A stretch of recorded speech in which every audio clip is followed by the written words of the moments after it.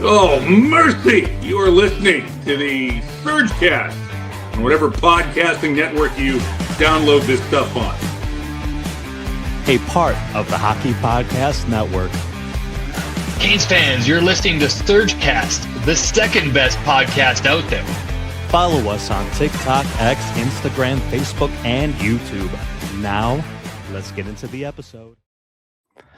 Welcome in, everyone, to another episode of the SurgeCast covering your 2026 Stanley Cup champion, Carolina Hurricanes. Kat, we have a lot to get into this episode. We were there Saturday at the parade. We'll give you a full rundown of all the activities, craziness of 192,000 people downtown Raleigh, which included a Nick Delorier extension. We also have the offseason preview episode, Kat's favorite. We'll give you a little bit of a primer of things to expect for the Canes, some moves they might make, which include our three big questions that we have for the Canes this offseason. We touch on Rod Brind'Amour getting snubbed from the Hall of Fame yet again, and then touch on a little news and notes because a lot of trades have happened over the past 48 hours or so. So we'll get into all of that. But Kat, how are you feeling post-parade? Honestly, I'm still recovering. I'm still recovering from when we won the whole thing.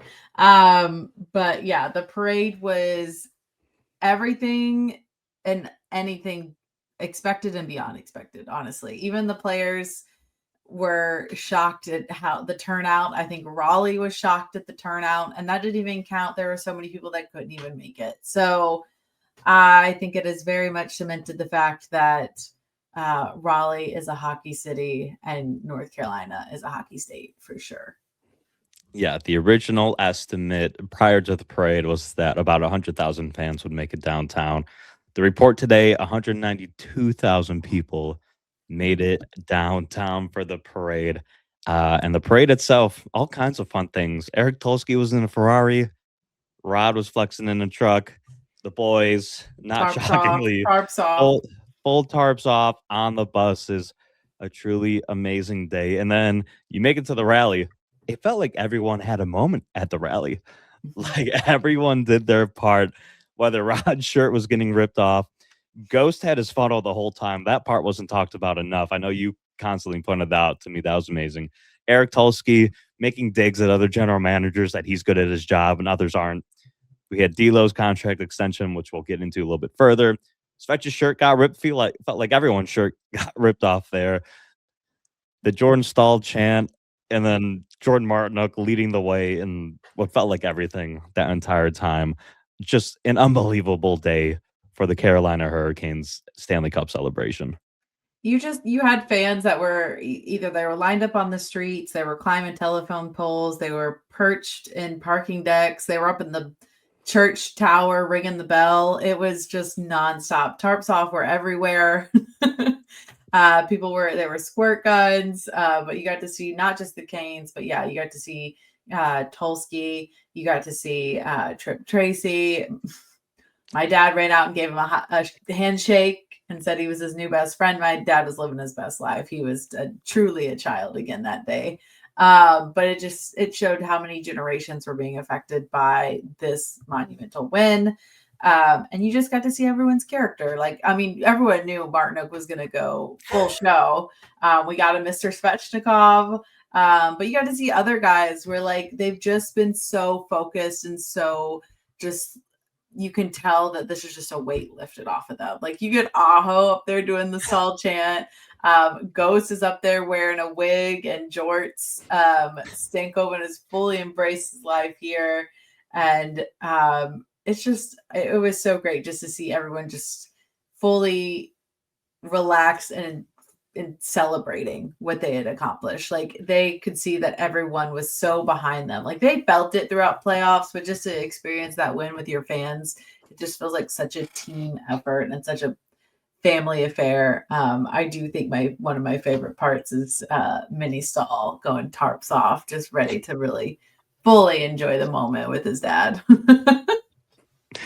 It was amazing. I think it made the Stanley Cup real for everyone. Like, yes, the boys are partying all week with the cup, having the times of their life, but to see the cup, to see the parade, to see the outpouring of support by all the fans.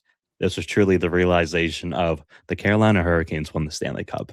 It happened. We weren't dreaming. So a truly incredible day had in downtown Raleigh. We didn't celebrate with the boys this time on Glenwood because we were exhausted by the time the cup made it out. I'm shocked. We were done by 3 o'clock. Yeah, I don't know how they were functioning, honestly. I was shocked they were standing like every day of the week, and then they kept going. And I was like, all right, look, you may only win the cup once, so go hard or go home. And they went hard. They certainly did not go home at any point, it felt like. But as we talked about, one of those moments from the rally, Nick Delorier got a contract extension. It got announced at the rally. It seemed like not a lot of the boys knew about it. So that was a great reaction, being able to see that, which D'Lo, he was a star of all the festivities. It felt like any celebration video you saw, he was pretty much a part of it. So he honestly rivaled Martinook. Like if it wasn't Martinook there, like getting everyone going, it was D'Lo. So I can see where he kind of fits that same role of like ultimate hype man and just like encouraging. It's just funnier because you see D'Lo out with the younger guys. Whereas I'm guessing Martinook goes home with his family eventually. But yeah, he was the one dancing, climbing on bars, yelling into the mic. Like you could tell that he really was part of, like, he didn't play that much. He knew the role he had to play, but you could just tell that he meant so much to this team and that deal, which, despite what some people think, they definitely had already figured that out before right there on the stage, but they wanted to make it and like monumental moment to like, hey, but I also think they hadn't told everyone that that's what was going to happen. So the reactions you see from the team are so genuine. So excited. And I mean, even going back to playoffs, when you would watch some of the speeches that Rod would give in the locker room, he would be standing there in his suit and just be grinning and just be listening intently. So he just loves to be a part of it. And I'm happy to see he knows his role. He knows it's probably limited, but he's going to do whatever he can to be part of the team on or off the ice. And so I'm not upset with this signing at all. The Canes always need a little bit more grit. And with some of the trades going around the league, definitely could use it. Well, yeah. So let's get into the deal real quick. Nick Delorier, age 35, signed a 2-year, comes out to $875K AAV, $850K for the 26-27 season, $900K for the 27-28 season. And Kat, to your point, especially with Brady Tkachuk going to the Panthers, the ultimate rat team has fully been assembled down there in South Florida. He'll be needed even more than ever during those games. It also, it matches Brady Tkachuk's deal through Florida because he only has 2 more years left. So he'll be around as long as Brady Tkachuk is a Panther, at least on this current contract. But he's the perfect 13th skater and enforcer that you need. You play the Panthers, you throw him in there. Something bad happened in a game against a team you played a week before. Guess who's going in that lineup? Nick Delorier, and he is ripping your face apart. Like you saw, he wanted to fight so bad in Game 4 versus Ottawa, and good on Ottawa for not, because they knew better not to. He was ready to just knock someone's lights out. So I think with Florida loading up the way that they are, how physical they're going to be, how over the line they're going to be, Nick Delorier is not going to stand for that. And we saw that in the few games he played a part of this season. And we know over the next 2 years, whenever you need to throw him in there for something like that, he'll be there. Mm-hmm. Yeah. Again, I'm good with this signing. I think, yeah, he'll definitely have some utilization during the year, whether it's guys are injured or it's a strategic move. But him down on that fourth line, whether he replaces Carrier at a moment or you got both of them in there, you get a little bit more grit to this team. But I'm not fully worried either if he's not in a game and it gets a little bit physical, because definitely during the playoffs, the team showed they're not afraid of anyone anymore. They're ready to get nasty, even the smallest of the bunch on the ice. Yeah, that's real quick. I think that's the best part of the Canes winning the Stanley Cup is that they've done it. There is no always the bridesmaid, never the bride. You can't hit the Canes with that. I think the Canes aren't afraid to get physical because you saw the way they came out versus Ottawa, just ready to rock and roll. I think it's going to be a different Canes team next year. So I still think it's going to be a very tough matchup when the Carolina, Florida eventually happens. But compared to previous seasons, I don't think the result's going to be the same because the Canes know how to win. And to quote Kevin Home Alone, I ain't scared no more. However it goes. I ain't afraid anymore. There it is. Yeah, I think the only outside noise right now for the Canes win is coming from people that couldn't even get in. There was the big thing is like, well, they had the easiest road. They didn't have to play Tampa. They didn't have to play the Avalanche. Okay, but look who beat the Tampa Bay Lightning and the Avalanche. The Canes made very quick work of those teams. So I don't know how you can say they didn't play them when they didn't even make it. So it's a weird argument, but also just have the argument of, well, they didn't have to play the Panthers. The Panthers didn't make it, injured or not. They didn't even make playoffs. So it doesn't disqualify someone for having a really good season if another team didn't. So it's a weird argument. It's the comparison thing. Like, they were the best team this year. That will never be discredited. They've still won. Their names don't get an asterisk beside it. It's just teams being salty because they couldn't even make it. So it'll be an interesting season next year with teams switching up with some of these trades, with teams being healthy. But I like our team. Quote everyone with the Canes. I do like our team. I think us running it back. I think getting this done, again, we keep saying it, but it's a monkey off a lot of these guys' back. They know what it takes to get there. They know their system can work, and they know what it takes to win, which is, I think that was part of it, is just like that first loss in the ECF. Is this going to happen to us all over again? And they showed that, nope, we're going to push through it, and they don't have that worry on them anymore. Well, Kat, you touched on it a little bit because the offseason is coming up. Some moves might be made by the Canes. I know a lot of fans are perfectly fine with running it back, but between the rumblings that are out there already, between the trades that have already been made with other teams, we'll see if Eric Tulsky is going to improve this team even more. He said it before at trade deadlines, until we have the 20 best players on this team, I'm not going to stop at least asking. So that gets us into our off-season primer and off-season preview for the Carolina Hurricanes. Let's start with the primer. Set the foundation for what the Canes have going on going into this offseason. It starts with the salary cap space. As of today, Canes have $11.1 million in salary cap space. There are 3 roster players who are going to be free agents. I'm not going to dive into all the AHL guys today. We're not that type of show. Zach over on Locked On Hurricanes might get into that for you. We're sticking with the roster players. There's 3 of them who are currently slated to be free agents. The first defenseman, 24-year-old Alexander Nikishin. He is an RFA, but he is a 10.2 point C player, which means that this player did not meet the experience criteria to be an RFA to be eligible for an offer sheet. So it's not like Chicago can come in and offer him 7/11 and Nikishin wants to sign that. It's Canes have exclusive rights to Nikishin because he didn't play enough games based on the age he came into the NHL. So he's locked in with the Canes essentially, unless he gets traded. But we'll touch on that later. So there's a lot of word going on around Nikishin right now. Yes. So there's Nikishin, another defenseman currently slated to be a UFA, 32-year-old Mike Riley. Per AFP Analytics, projected for a 1-year, $1.2 million contract.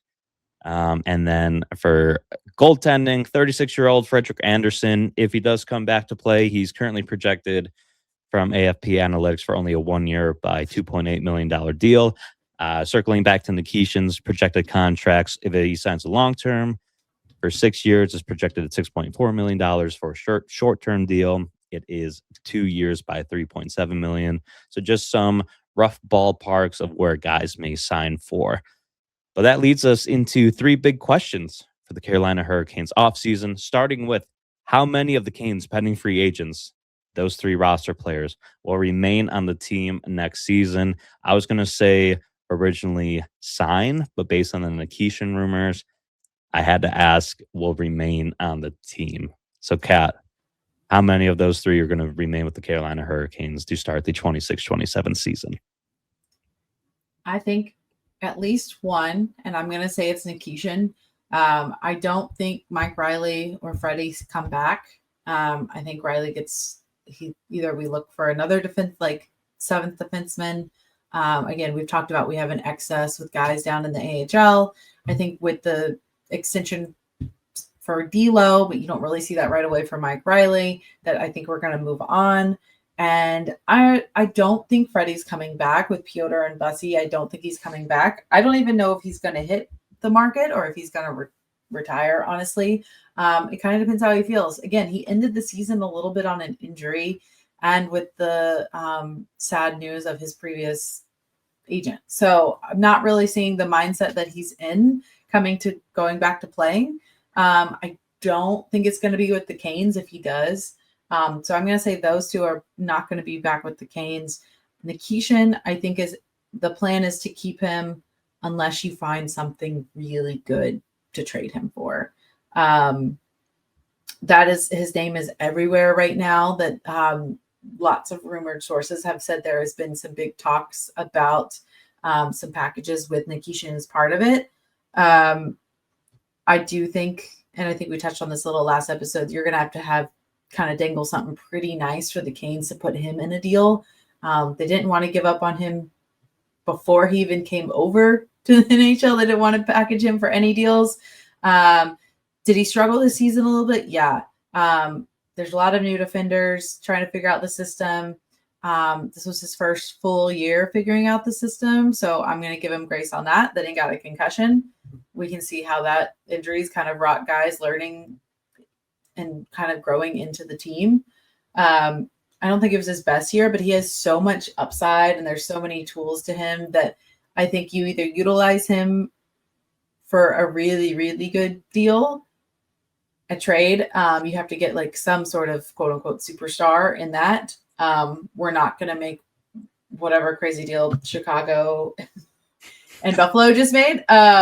But like, he's not going to go for just a couple of picks or anything. That's not how the Canes work.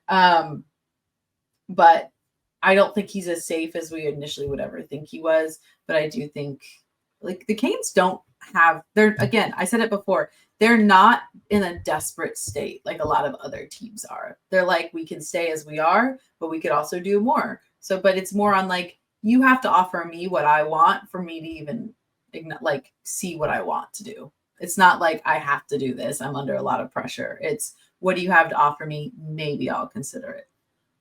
So my answer is I say 1 out of the 3, potentially all 3 aren't going to be there, but I would say it's very likely at least Nikishin stays with the team.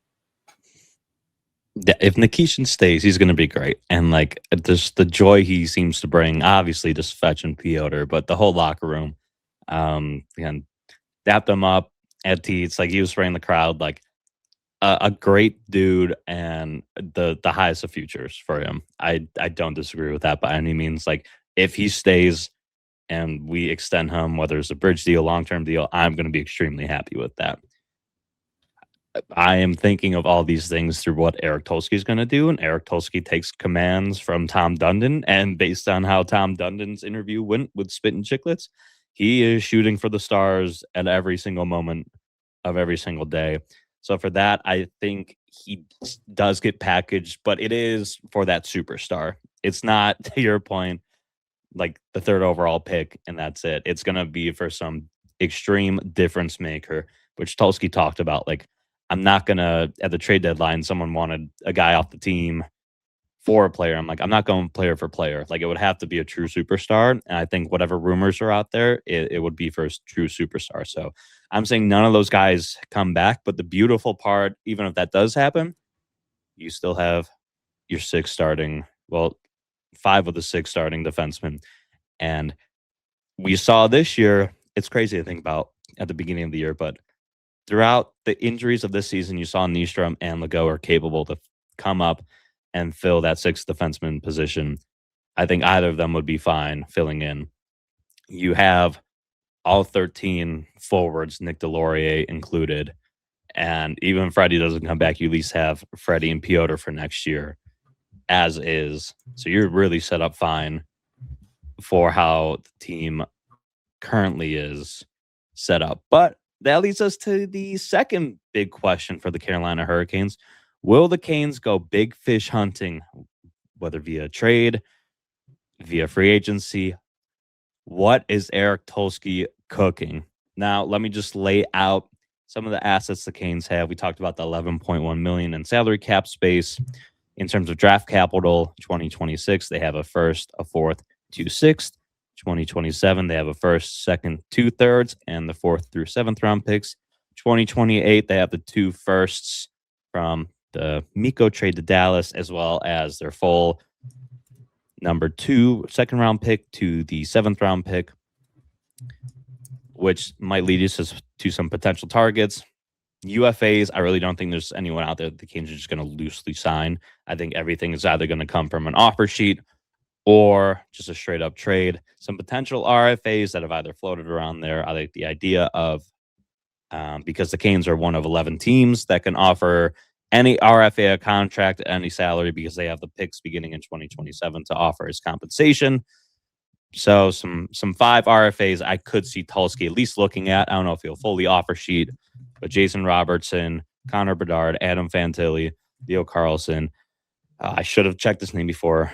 Dario Fev from Vegas. Please tell me I announced that right, Kat. I'm just going to let you go. Damn, that's on me for not preparing more.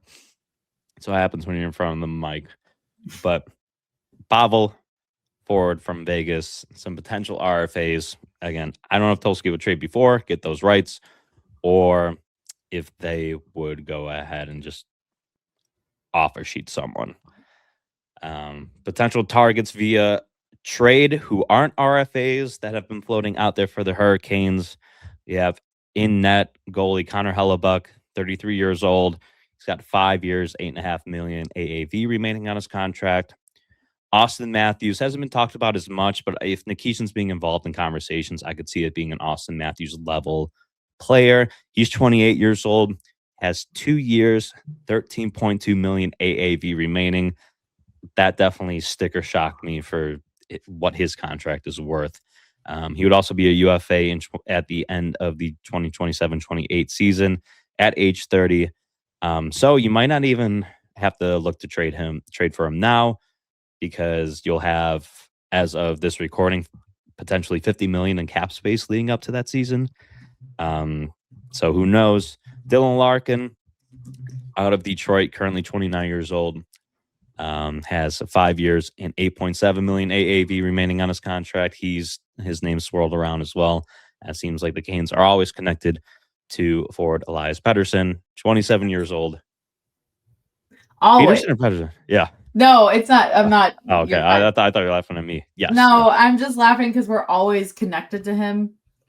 Literally every time. It's always like, are the Canes in on him? The Canes must be. He's definitely going to the Canes. And it's like never actually come to anything. So I'm just laughing at that. Yeah. Also on Larkin, I think apparently he's part of the whole conspiracy of the Team USA group chats. But he has a little less leverage of getting himself traded, even though he's asked for it. But it's funny that all the teams that are being named right now of these big guys that are like, hey, I want to go play somewhere else has been Vegas, Florida, Minnesota, and us thrown in there.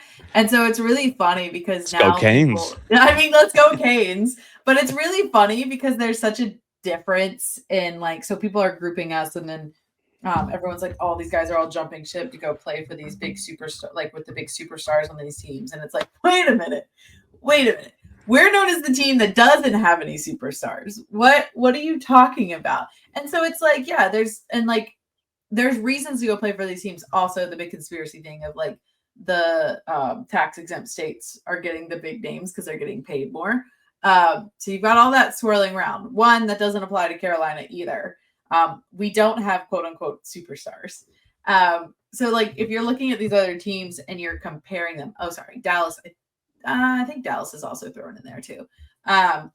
But if you're looking at them, the comparison, and this is where you can see around the league that people don't know about the Canes.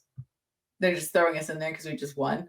But the difference with that is looking at those teams in comparison to Carolina. People want to come here because they want to play for the coach. They know the atmosphere. They know how the team plays together, the brotherhood, the family behind it. I mean, just look at the guys like Ehlers that came in. And even Stankoven, where they're just immediately like, they've embraced me. I understand what's going on here. People asking Ehlers, don't leave. And he's like, I signed a long deal. Like, you didn't have it wasn't like a one and done. It's not like I won, I'm out. He's like, even if we hadn't won, I would have still been here. So I think it's kind of laughable that now we're a quote unquote superstar team, even though forever it was like, we're a small market. There's no superstars here. How are the Canes doing this? Blah, blah, blah. So the change up of narrative is hilarious to me. Amazing what happens when you win a cup. Amazing what happens. People pay attention and don't know their facts. But yeah, sorry. You can continue. I didn't mean to interrupt you. No, that was it. I just had to rattle off his contract. 6 years and 11.6 million AAV remaining. So with all those names I listed, Kat, do you see a world where any of them could potentially join the Canes based on the draft capital? I didn't even bring up the prospects that the Canes have as well. Your potential of Bradley Nadeau, Ryan Pinachamarov, you name it. The Canes seem to be in on everyone because Tulsky's calling. But unless it's a deal he's willing to make, he's not going to do it. Do you see the Canes and big fish hunting? And well, they are hunting. They got the reel out right now, but Tulsky's waiting for the correct bait to come back in. So do you see any of those guys being added to the Canes? Even though you want to run it back, could you see a world where the Canes add someone like that? List them all again. Sorry, I got distracted with the last couple points. So for RFA, some potential targets: Jason Robertson, Connor Bedard, Adam Fantilli, Leo Carlson, Pavel D in Vegas. I'm not reading that name again. Let me pause trade. Let me pause you on this real quick. Let me pause you on it. I'll address them at a time. I don't think Fantilli's going anywhere. He's a generational player for them. I don't think he's going to go anywhere. That's like them trading or moving away from Celebrini. I don't think Bedard's going anywhere. He didn't have as great a year. I think he's still their generational talent as well. So I don't see these young guys. I don't see going anywhere. Robertson has been linked to a couple of teams. I think the Sens are looking at him. I think Vegas stays with Pavel. I would say I don't think maybe Robertson would be someone you would look at. Again, where he would fit into the system is another question. And I think Leo Carlson is another young, he's a young phenom on a Ducks team that is doing really well. So I don't think these young guys are going to get moved around as much as people think they might be. Well, yeah, Chicago, $30 million in cap space. Anaheim, $38 million in cap space. Columbus, $32 million in cap They just space. have a bunch of really older vets, and they have young guys. You have to keep the young guys around. So their names are there, but no one's taking those. Dallas, it sounds like Robertson wants $14 million a year, which I think is insane. For that reason alone, I wouldn't want the Canes to touch him. But Dallas has $9 million in cap space, so if they were to keep him, they'd have to move someone. Vegas is an interesting one. I think Pavel ends up getting moved, going somewhere, because Vegas has $4.6 million in cap space. So I don't know who they'd have to move to make that work, but he's kind of been the assumption that he's probably gone just based on how well he played the season, the cap space situation that Vegas is currently in. But yeah, it sounds like based on just that information and kind of how crazy the trades have been for players, I think, and to not have to pay 4 first-round picks for some offer sheet compensation, it seems like a trade would be the most likely avenue the Canes would go this offseason to acquire some talent. So again, in that route, could you see the Canes adding the one of 4 Hellebuck, Matthews, Larkin, or Pedersen? I'm sure in order of capital you'd have to give up in order it'd be probably Matthews, Larkin, Hellebuck, Pedersen to get one of those guys in terms of most to least. I think Hellebuck is still probably, you're looking at goalies more. I think the other guys, yeah, it just depends what you trade out for them. But again, also, I'm always going to say it. Where are you going to put them? You got Aho as your, because a lot of them are centers. You got Aho as your top center. You got Stankoven. And like for a while there, you were like, okay, well, if you put if Stankoven hadn't worked out, but are you really going to change up the line that cruised through playoffs? Like, why would you do that for the chance of getting a big name that might not have the same chemistry? Sorry, continue. No, if that, I want to run down that avenue for a second. Would you move Stank back to a winger if you threw one of those guys in for a 2C, even though like I'm under the assumption Aho's the all-time 1C for the Canes just because of Rod, but he doesn't label his lines. So then like a guy like that would become your 2C. Stank moves over the wing.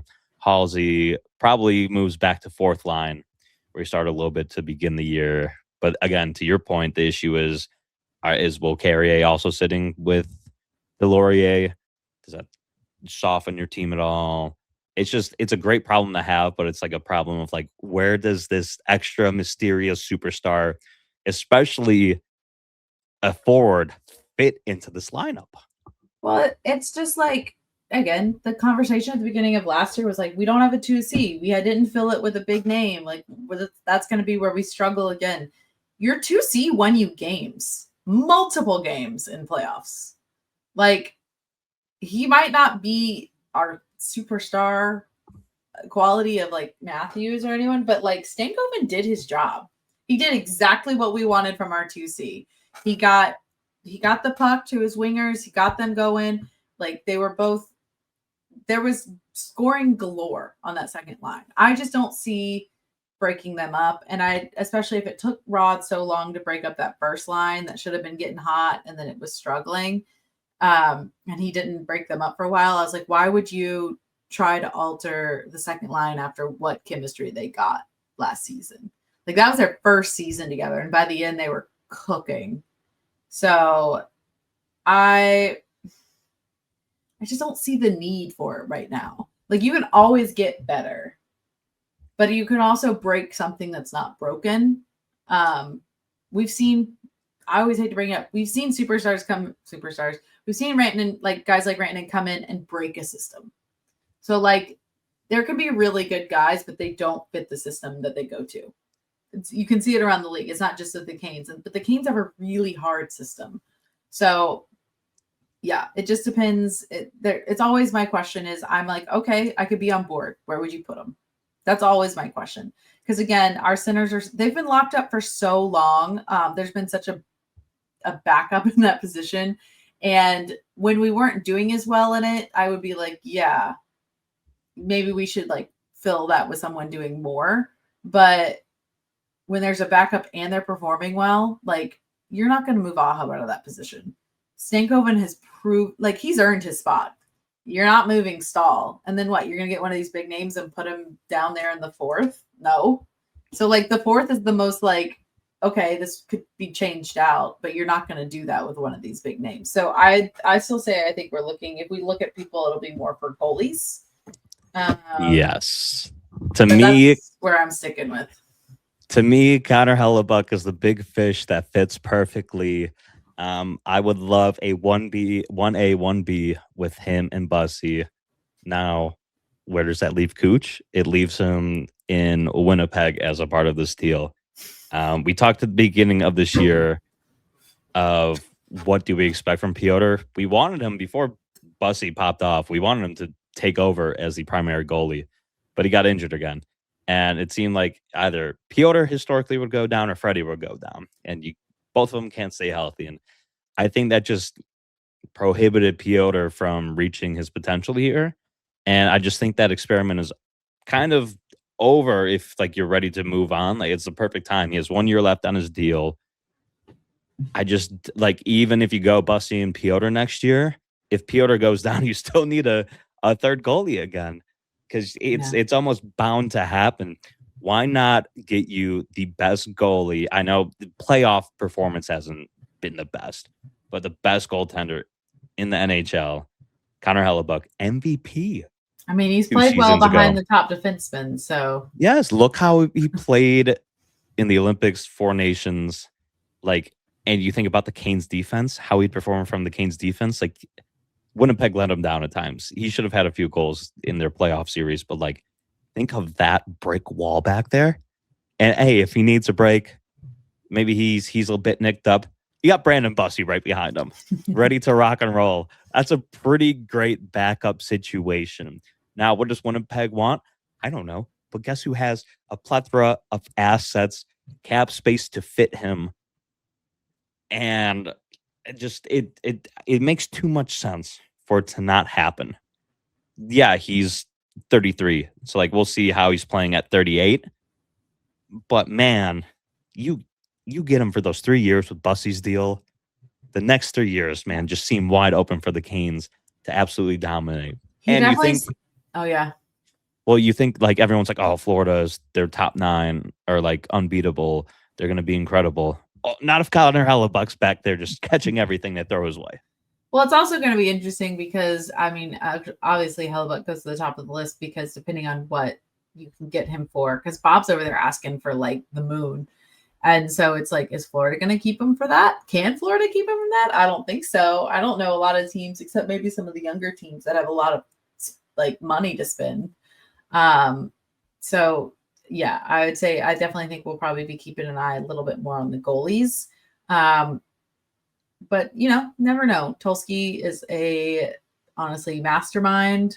And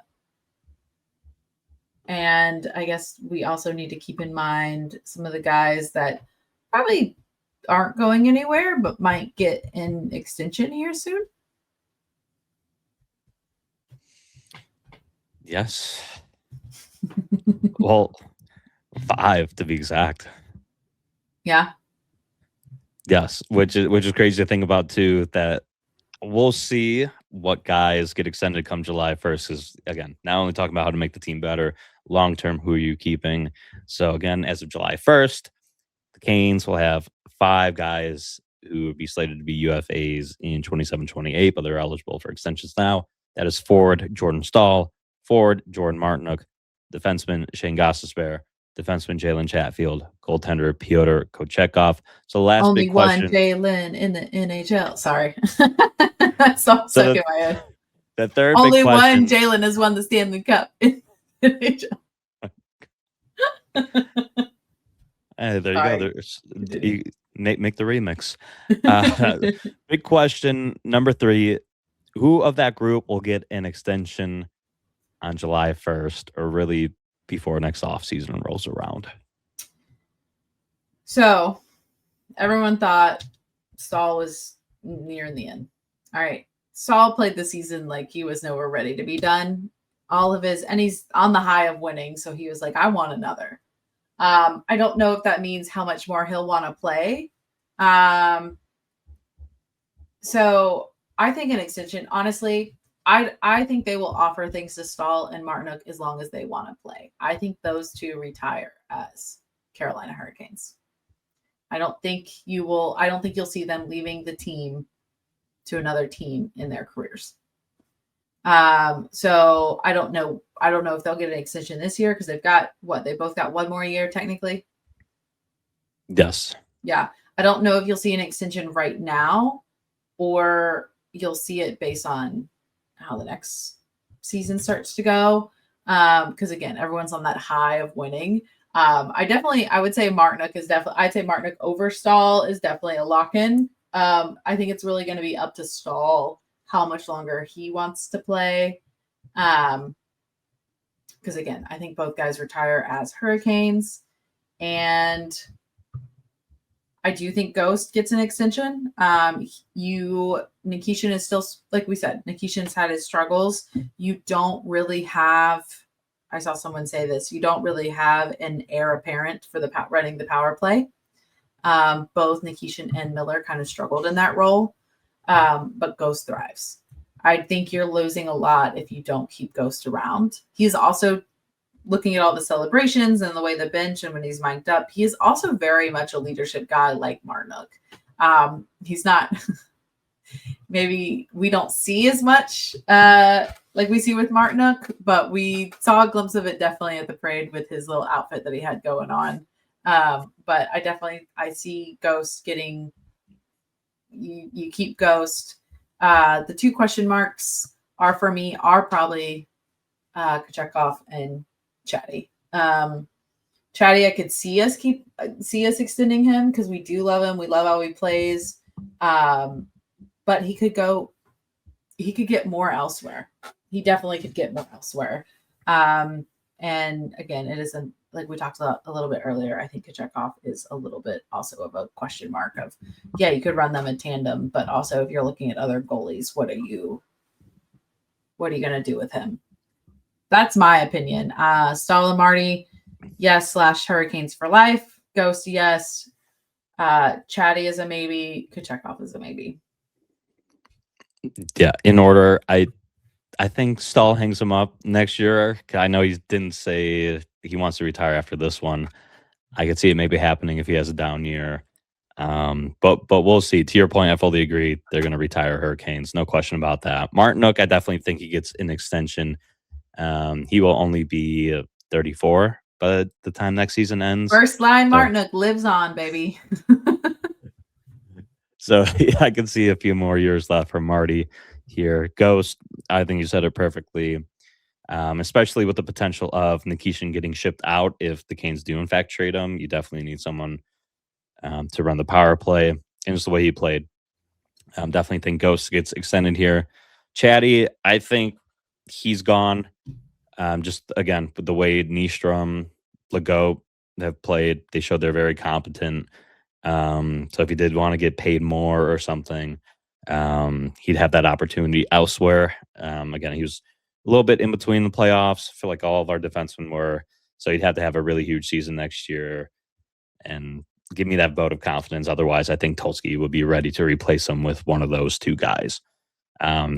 Piotr, I don't see a world where he's on the Carolina Hurricanes in 27-28. I hope he uses this as ammunition the same way maybe Key did for us, maybe the same way Svechanaho did. So I'm talking a lot about Piotr currently. I don't have long-term faith in him, but again, depends what contract he wants, what that will look like if he's even around. So I can see Ghost extending immediately. I can also see Marty extending immediately. Stahl kind of waiting to see how he feels at the end of the year. Chatty and Kochetkov will be gone. So that was 3 big questions on the Canes off season. It could go anyway. It could be quiet, and we're just waiting on pins and needles for no news, or the Canes could blow things up a little bit and acquire a superstar. I think one of those 2 very ends of the spectrum may happen, but it won't be in the middle. You sign a guy here, something happens. It's going to be one extreme or the other. So another extreme is Rod not being in the Hall, but we'll get into that in a moment. But first, the DraftKings Sportsbook app is now available in all 50 states and includes all markets. Sweat every shift of the series all in one place with one app. New DraftKings customers sign up with code THPN, spend $5 to get $200 in rewards within 21 days.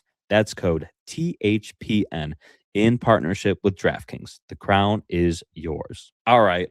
For another year in a row, this is 13 now, Rod Brind'Amour has been snubbed from the Hall of Fame. And it was egregious every year before. This year, even more with Tkachuk getting in. When you look at the stats, it's insane because I know there are the categories of like player versus builder, executive, whatever they are, which is also stupid. But for Kachuk to get in over Brind'Amour is insane. It just shows, and I love that because we won, that everyone is now again seeing what Canes fans are seeing. Like, how the hell is this guy not in there? Like, I love that other podcasts, other people around the league are like, what?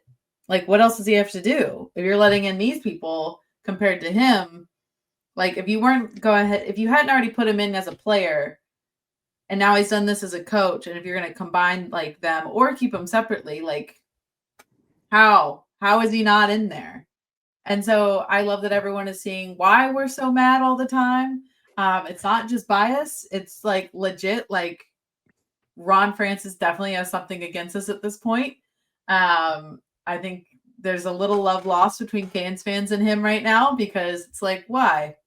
We're currently like, yeah, Canes fans sing his praises, put up his statue right away. But even like the outside world, the rest of the NHL was seeing just how dedicated, how good Brind'Amour has been. And you just need to be like, why? There's no other, like, give me an answer. Give me why he's not in there.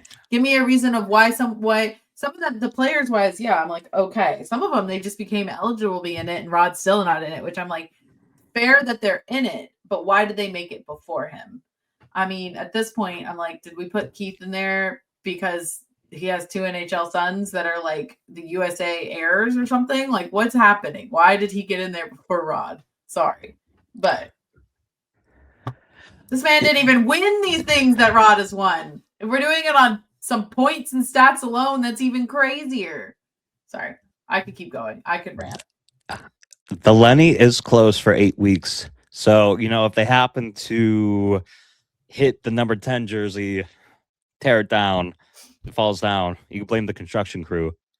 It wasn't even Brian Fork and company doing that. So you have an out if you really needed it. Just saying. I think the one, I guess, defense of the Hall, which I'm not going to do much, but I don't know if the voting happened before the Canes won the Cup officially. I don't know when the voting happens. I know it's mid-June, so it might have been before the series ended. I don't think there's an exact date, but correct me if I'm wrong, Kat.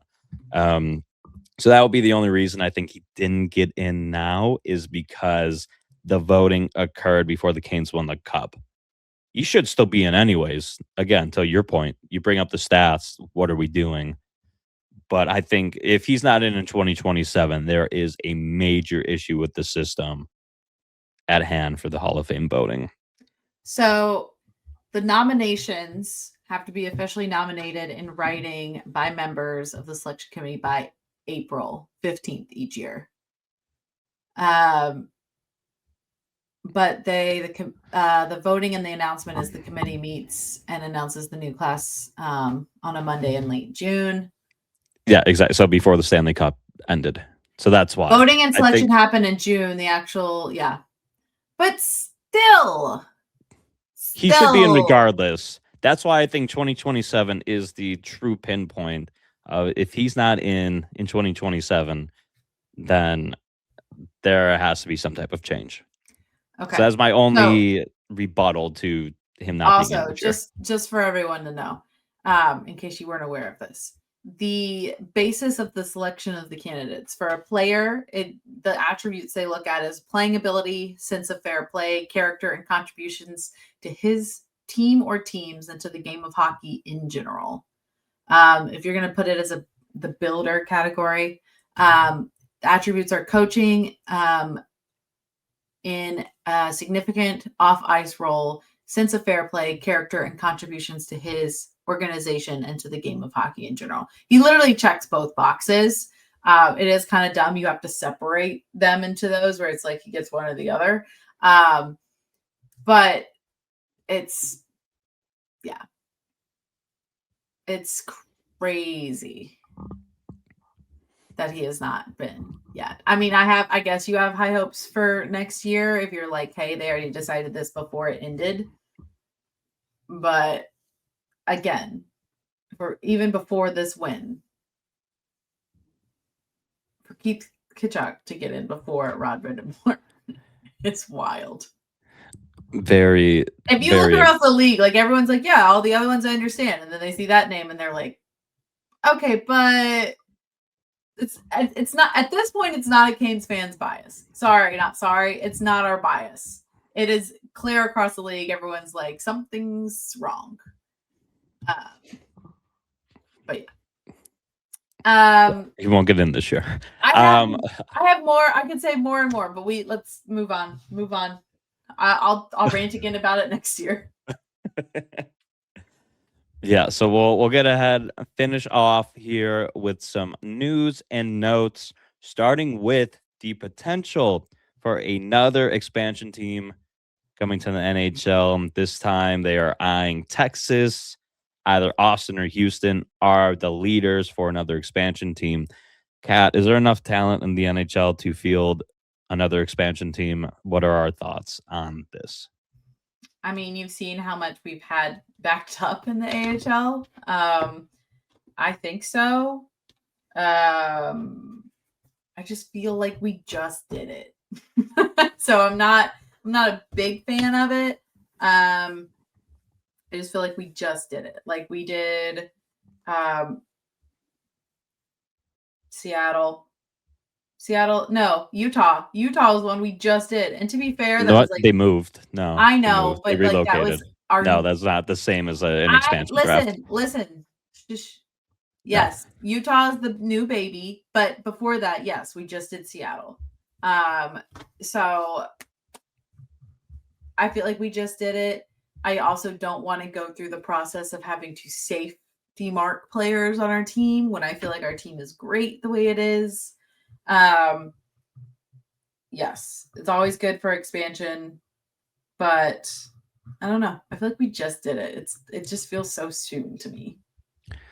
Well, I feel like I think it's like 4 to 5 years at least. You got to get an arena, naming rights, all this stuff. It takes a while for these things to happen. I think with the NBA and their expansion teams potentially, they're looking at 29 and 30. So I'd imagine the NHL would follow a similar format. So you'd have some guys retired by then, contracts ended. So it's not like you're losing. I mean, you'd protect them anyways. It was like Jordan Stahl's going to be gone. Marty might hang him up by that point in time. I am surprised. So, I will say my one surprise with it is I was thinking maybe of it being in Texas again. That is my one surprise. I don't know. I thought maybe like someone like Atlanta or somewhere would get it, but I don't know. Interesting. It's a big state. It's a big state. Yeah, we definitely have some time until we have to worry about potential protections. That would be its own little mock draft episode that we would have, but years away from conducting that. But we've finished up with some trades, and we'll finish up with me probably botching a few more names. So just to highlight some of the trades that have happened within the past 24 or 48 hours, absolute whirlwind back on June 23rd and even before then of some of these trades. So I'll rattle them off here. Brady Tkachuk to Florida, Byram to Chicago, Eklund to San Jose. No, name one from San Jose. From San Jose. To Ottawa. There we go. Yes. Yeah. I was rushing through. There's so many. Hard to keep up. Nemec. Is that how you say his name? Mm-hmm. To Calgary. Great job, Rich. 2 trades to Washington, Kyrou and Tuck.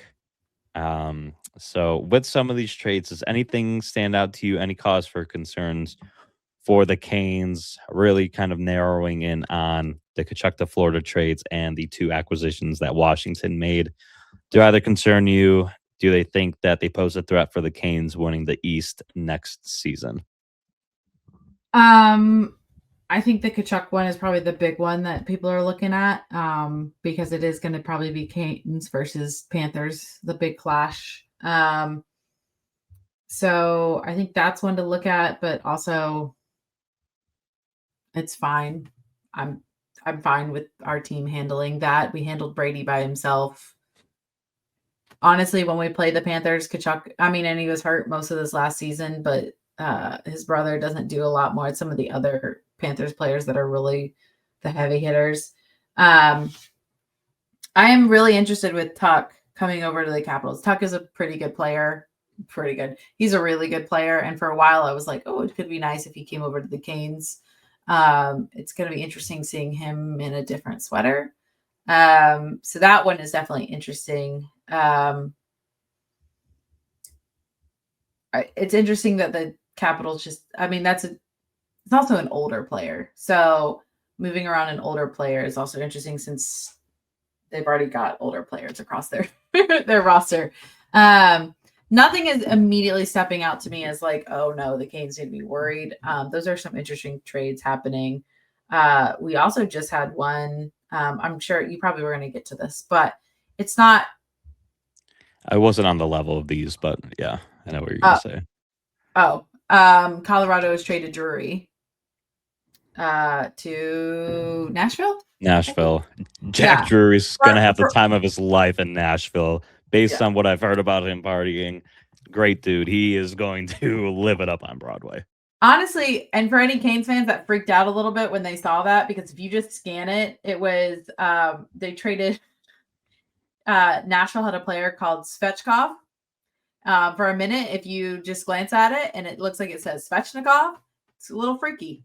But yeah, they traded him and oh gosh, it's like a French name. Don't even ask me. To Colorado for Drury, Chase Bradley, and Colorado's 3rd round pick. From our Colorado insider, I was like, wow, you guys traded Drury because Drury was doing fantastic. He was a fantastic 4th line center. His face-off percentage was high. And he got some goals for them. Like he played really well, but I think he wanted to price himself out of that role with them, and with Colorado having such heavy contracts of other players, it seems like they moved on from him. So I wish him luck. He's a little bit closer, so maybe he'll come and visit the boys again. But that was an interesting former Cane to see moved around, and that was the most recent besides Tuck getting moved. Hey, when Nashville's in town, it's a mini reunion now between Shea and Drury. Yeah. But besides that, the rest of the trades, it's kind of nice.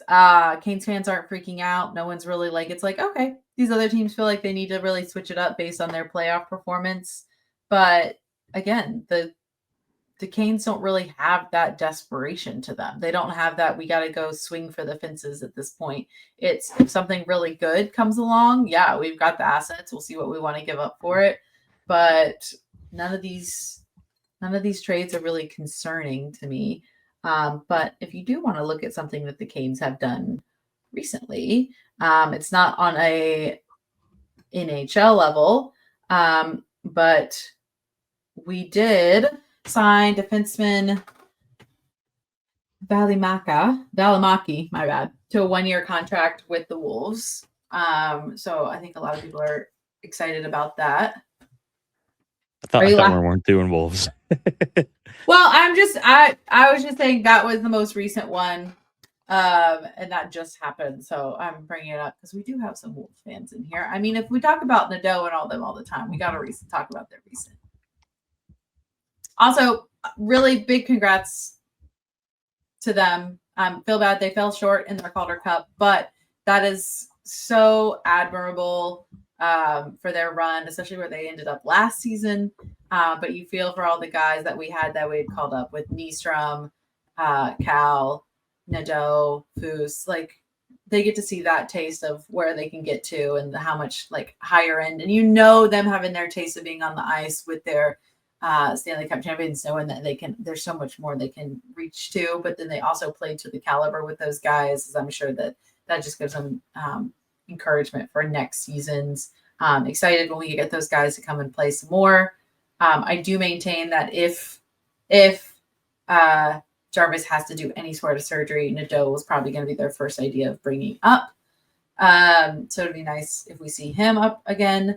But yeah, and if you ever get those like really big boosts of motivation when you're listening to Brind'Amour give his speeches in the locker room, go listen to the coach in their last locker room when they lost their final game. Go listen to the coach for the Chicago Wolves. Like, talk about a guy that really is rallying his guys and just commending them for such a fight this season. An absolute spoil of riches to have your Stanley Cup team or NHL team win the Stanley Cup. AHL team play in the Calder Cup final. So again, you can't call guys up because you already have too many, but you have so many in the AHL too that they're almost wasting away down there. It's a great problem to have. So whether Tulsky ships a few of them out for a great guy to have, or if you just keep them around and when those Martin contracts, Stahl contracts end, maybe Halsey, if you're bringing those guys up, your pipeline is completely full too. So plenty of options, plenty of ways to keep the Canes relevant and continue to compete for more Stanley Cup champs. Because like we said last week, I think they're set up perfectly for a dynasty. So we'll see if they can make it happen. If any big trades do happen, we'll be right here for an emergency podcast to bring you guys all the breaking news.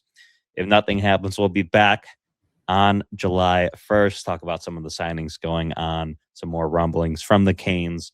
But we'll be happy to bring that to you guys, and we'll keep you updated along the way as always. Any other departing thoughts here, Kat? Go enjoy your Stanley Cup summer, everybody. I hope you get some rest. But really, I know there's lots of things going around in the league right now, but we won the Stanley Cup, guys. Enjoy it. Champs. We are champs, and we'll continue to be champs here on the SurgeCast, and we'll see you on the next episode here soon.